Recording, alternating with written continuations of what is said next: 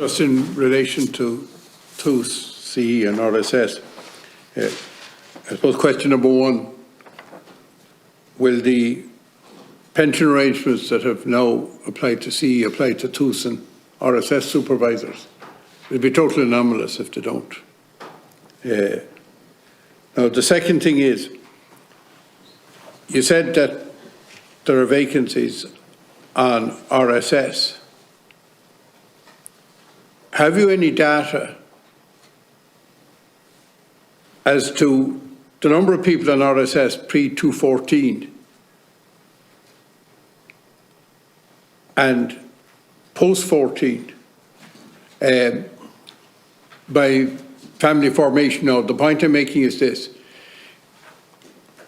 Pre-2014, you got the full payment, irrespective of what farming income you had, as long as you were qualified to go on the scheme. In other words, you would have had to be eligible for some pharmacists. But once you were on, as long as your income didn't suddenly expand, you got the full payment.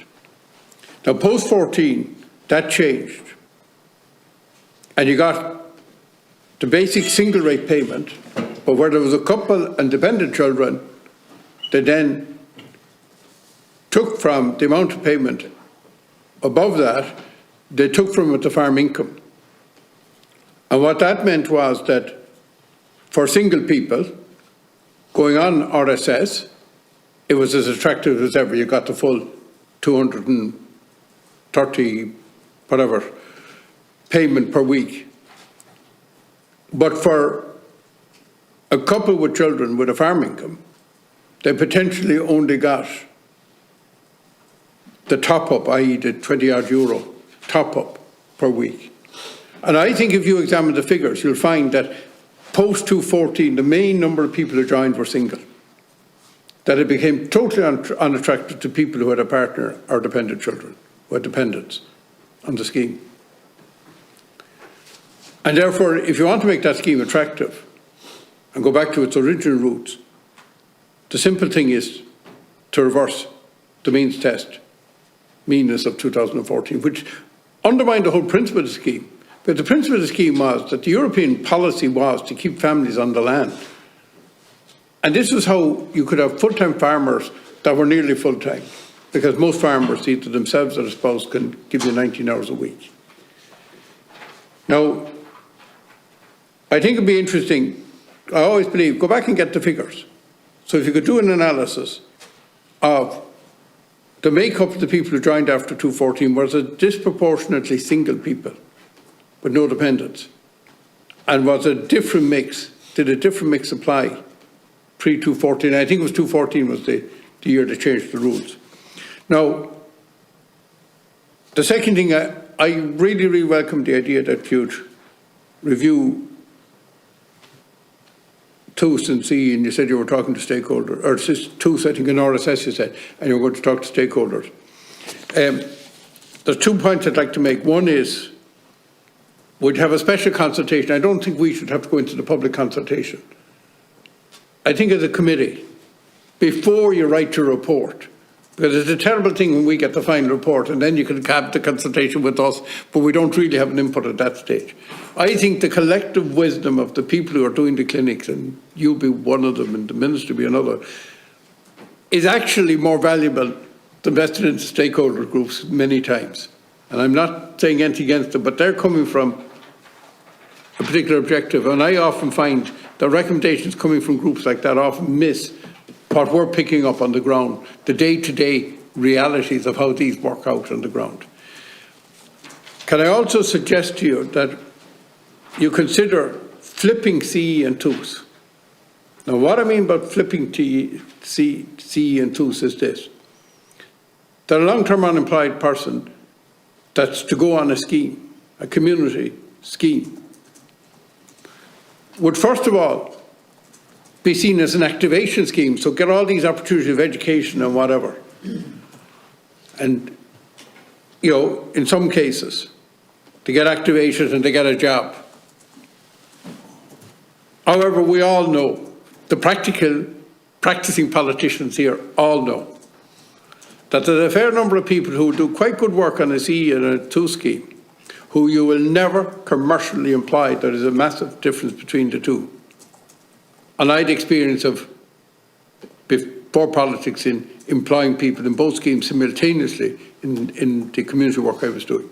Now, the idea of TUS then was that if you weren't likely to jump out by activation, and you were still capable of making a contribution to society and keeping all of these communities going, and remember, this is what these people are doing at a very, very small expense, extra expense to the state, that they jump from there into TUS.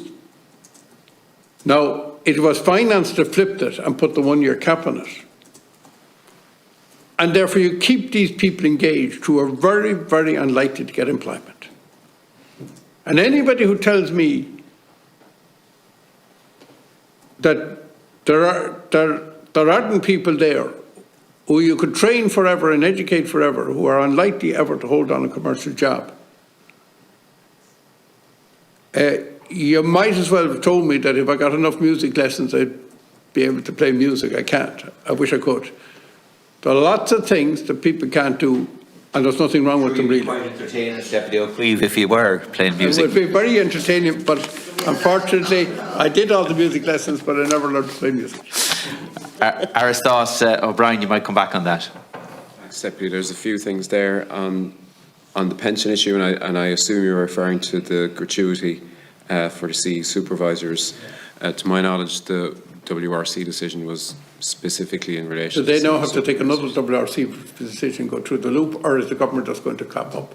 Because the legislation's in the budget. The gratuity for CE supervisors is ready to go.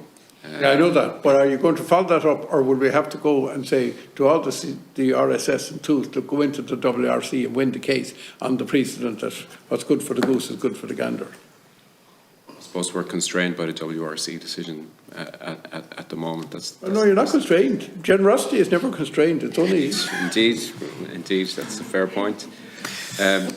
On the RSS, are they going to oppose you if you bring it in? It's not been brought to us at the moment. I would have to make say sure it's brought to you tomorrow. We're discussing they're bringing it to us. On those other issues, Minister O'Brien, you might come back. Yeah. On the RSS side of things, look, I'd be very interested on the committee's input and your own input and the other deputies' input on how we look at it again. We don't have data to hand here in terms of family formation pre-2014. My experience of meeting RSS participants is, as you described, they tend to be single male farmers 80% of the time that I've met out and about. So this review is just RSS, not TUS as well, just to clarify. But I think it's worth digging into the family formation structure pre-2014, and there was much higher financial incentives back then as well. I'm aware of that. Look, means that was doing a difference.